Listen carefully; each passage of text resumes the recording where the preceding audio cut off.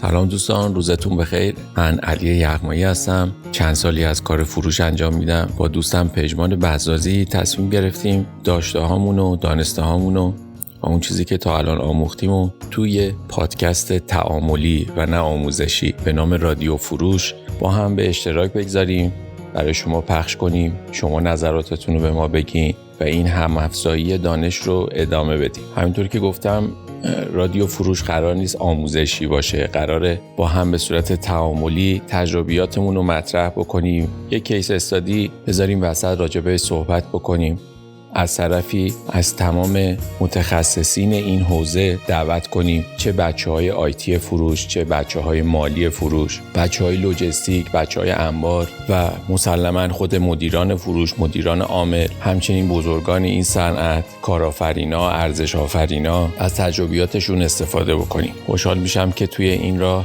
و توی این مسیر با ما همراه بشین، به ما کمک بکنین و فروش جامعه ایرانی رو از اون حالت اوستا شاگردی، اقتدار مآبانه و تحکمی تبدیل کنیم اول از همه به یک فروش دانش محور، داده محور و بعد یک فروش حل مسئله، نه صرفاً با تحکم و اقتدار بخوایم یک فروشی رو جلو ببریم. ممنون از شما که ما رو گوش میدین و پیشا پیش ممنون از شما که با ما همراه خواهید بود در این مسیر. متشکرم.